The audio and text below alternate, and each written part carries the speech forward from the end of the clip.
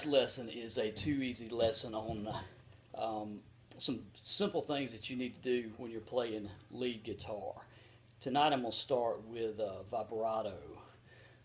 Now there's a lot of really good lessons on vibrato, but I want to just take some simple things about vibrato and not go into a lot of technical things and talk about what it takes to make good vibrato.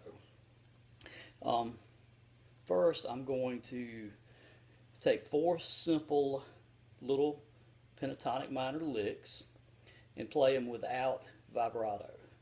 I'm going to play this lick, this lick,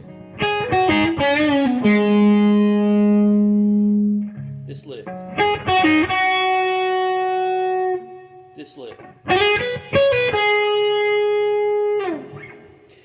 So 4 simple licks. Now I did some, hammer-ons, pull-offs, slides. I did a few things like that, but I tried not to put any vibrato in there. So let's add some vibrato to make it sound a little more lively, a little more alive.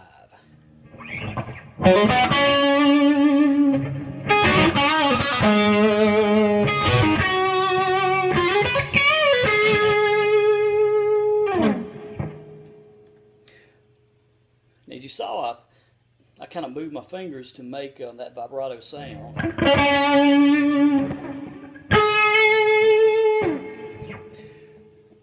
Now when you're making that vibrato, you don't move your fingers back and forth. You use your thumb and you use this part of your hand as a fulcrum, and you use that fulcrum to bend those strings back and forth.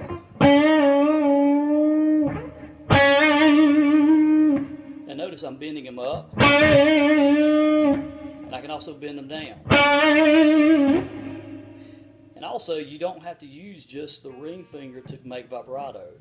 You can also use your index finger, like so.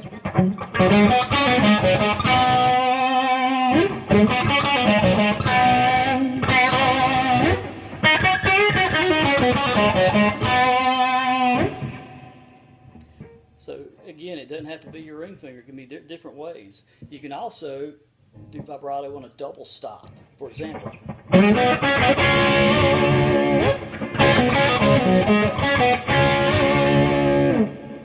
so I'm playing 2 notes on the 7th fret, 2nd string and 3rd string, but I'm using my finger to bend that note back and forth, bend that little mini chord back and forth. And again, I'm using this part of my hand as a fulcrum, right at that first knuckle. Now, in the little improvised thing I did at the beginning, I tried to play some tight vibrato, like this. And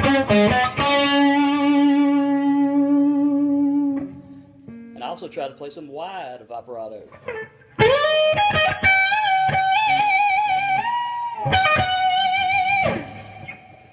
So again, the tight vibrato is a little shorter wavelength vibrato, whereas the wider is obviously wider. And there's different times and different ways of using that.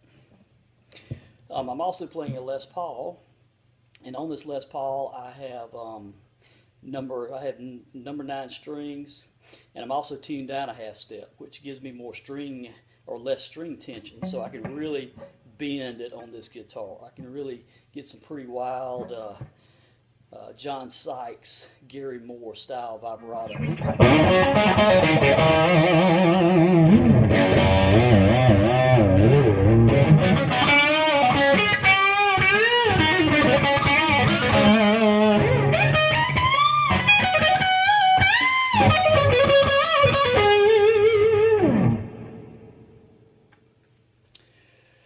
So that gives you some examples of ways of adding some different kinds of vibrato to your different solos and different aspects of how you're doing things.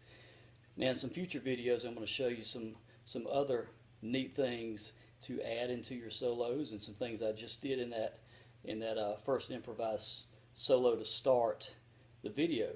So if you want to go back and take a look at some of those other things, and you might can predict what we're going to be talking about in the future. Thanks for watching.